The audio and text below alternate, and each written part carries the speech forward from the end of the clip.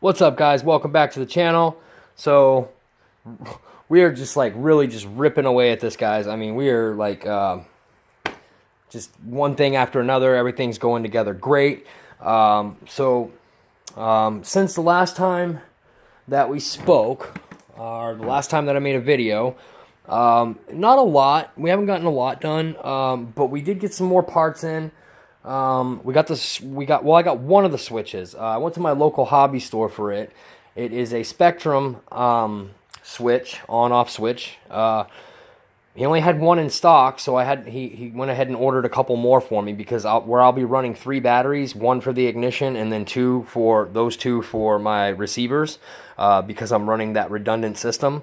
Where if if one battery decides to go wrong or one side of the circuitry goes down, I'll still be able to control my plane with the other radio or with the other receiver. So that's actually kind of a smart thing to do. Jurij. I'm guessing it's Jurij.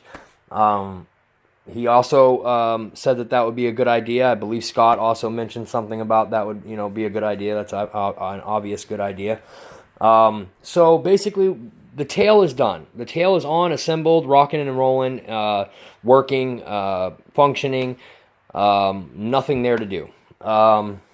The throttle servo is installed. As you can see, all I have to do now is put the linkage in. I also have a little thing made up here. It's a little ball clevis with a dangling wire or cable. I should say not a cable, but a wire. Yeah, a wire, so that I can pull it through the cowl and open and close it through the cowl. That's really something that a lot of people have started to do nowadays. What's kind of funny is I actually was going to do that myself before I even looked at a video of it, and then I saw a lot of people were doing the same exact thing. So great, good. Thought of something on my own. Let's see. The gas tank is ready to go. Like I said, I haven't strapped it in yet because, like I said, I wasn't sure how I was going to do things. Now that I have my ignition box mounted in here, my battery will go against the back wall here, and the switch will come out the side over here or over here. I haven't decided. Probably over here because that's where the wires are. There's a tachometer that I have to buy as well. I know that you can get one of the ones that you just hold up to the prop, but I'm going to buy a tachometer because this plane here actually comes with a built-in cable here for a tachometer. So I'm going to get a tachometer, and it's going to be plugged into where all my receivers and everything are going.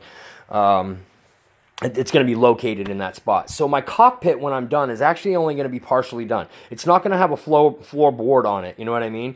Because that's where all my receiver and everything, I'm going to mount it all there. They actually set it up for you to mount everything here. But here's the deal. Why create a plane where the wingtips come off so that you can save space?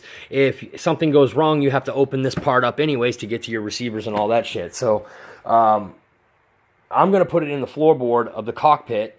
Everything's going to look great. I mean, it's just if you look down, I don't put pilots in my planes, so, I do have some planes with pilots in them, and that's just because they came with it, right? But I've always had some bad luck with putting pilots in my plane for some reason. Bad things happen. So I'm not going to have a pilot in this, and not to mention, one of these days I would like to have this FPV'd. And I'd like to try to fly it around with FPV goggles on and stuff. So I would like to leave that floorboard, opened up, so that way if I ever want to mount a tripod in there for a camera or for my Mobius camera to go in there so I can fly at FPV, then I can. Or I don't even know if I would be able to use the Mobius camera for FPV. I'm not sure. I don't think so. I think I would have to get an antenna like something like on Skip Built RC when he did his B-24 Liberator. He can do his FPV through the little lens up front. But anyways, enough of that. Back to what we've done. So the first thing that we've done is we installed that throttle servo. It's ready to go. The exhaust has been put on. And if you guys watched my previous video, I showed you how I did that. I used some RTB, which is a really great silicon-based substance for making gaskets for high-temperature areas. So, get this, you guys. I call Horizon And they say, well, if you read the, I was having an issue with not having a spinner and a back plate for this plane. So I called them back. They never got back a hold of me. I wasn't surprised. But I went ahead and I called them today, and they told me, oh, yeah, we never included the plastic spinner and the back plate in those. Yeah, the manufacturers didn't put them in there, so we just excluded it from the parts list. However, if you go inside of the manual, like I showed you guys, it says that there should be an included spinner in there. So they said that they covered their ends, but they really haven't covered their ends. And I felt sorry for that guy because I really wanted to like tear his head off with words, but it's not his fault. It's not his fault. This is Horizon's deal. Horizon did this. The manufacturers, there's something got messed up, and those plastic spinners and plastic backplates do not come in these kits anymore. So I'm hoping that whoever gets this plane, has a chance to watch through some of my videos, and especially this one where I'm telling you it does not come with one. But it takes a 5.5-inch spinner and backplate. It just so happens that my local hobby store has a Dave Brown one in. I was there earlier and I was going to buy it, but we weren't sure if it was a 5.5 inch or 5.25 inch. So they have a Dave Brown spinner there right now, 5.5 inches, and it is beautiful. It's nice. It's all polished, like polished aluminum or whatever. And I'm going to go pick that up tomorrow. Well, when my switches come in, I'm going to go pick that up. Hopefully somebody doesn't buy it before then. I doubt they will. I mean, what are the odds that somebody's going to go in the store and say, hey, I need a 5.5-inch spinner and a backplate? I doubt it. So it's there. It's sitting there, and I'm going to pick that up. So I'm not going to have the painted one on here. I'm going to have the Dave Brown spinner on this and backplate, which is just as nice as the $200 one that they want to sell on Horizon. $200 for the one that goes to this plane. And the Dave Brown one is just as nice, and I think it's like $60 or $70, maybe 80 tops. I'm also looking to see if there's any aftermarket wheels that I can buy for this. And the reason for that is I know that the wheels that go to this, they are for this plane, they go to this plane, but I don't want to give those sons of bitches the satisfaction of paying $100 per wheel. So, we've already had some vent sessions on that, guys. Terrible marketing. I know that the company has to make money and they have to turn profits, but Jesus Christ, man, I mean, you're taking something that probably costs $15 to $20 to make and you're marking it up to $100. I mean, anything over 50% is like a profiteering type deal, and I'm all set with that shit. I'm good with that. So if I can find some decent wheels to go on this thing, I don't care. I don't care that they're not the ones that go on it anymore. I really at first was like, I want those wheels. But the more I started thinking about it, the more I was like, I'm not giving those sons of bitches the satisfaction of me paying $100 per wheel. I thought it was $100 for the set. Then I found out just a little while ago it's $100 per wheel. That's fucking bullshit. So no, I'm not going to give them the satisfaction. So they do have some wheels at my local hobby store, and they're like $15 or $20. $15 to $20. I think the biggest one that they sold there was like $25, and I think that's just a bit too big for this plane.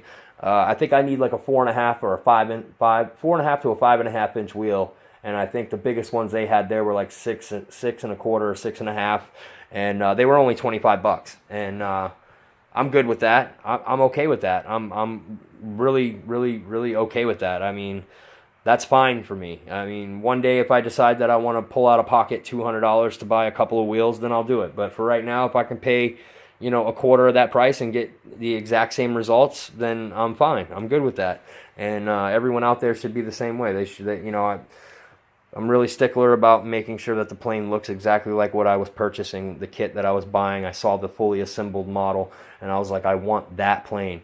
But if I have to go to a plastic wheel with rubber around it rather than an aluminum wheel, machined aluminum wheel with rubber around it, then I'll deal with it. I'll deal with it in my own way. I'll be a little upset about it, but I've been working on this plane for so long, I just want to get it done, you guys. So I got the fuel dot installed, the ignition's moved back, the throttle servo's installed. I even have it buttoned up here. So what else did we do? The tail section's working. The back wheel, I got everything's done. Everything's done and ready to be run up into here, except that I have two switches. I got two switches that I need to get, in order to start buttoning things up and putting it inside in there. And then it's going to be getting flipped over after that.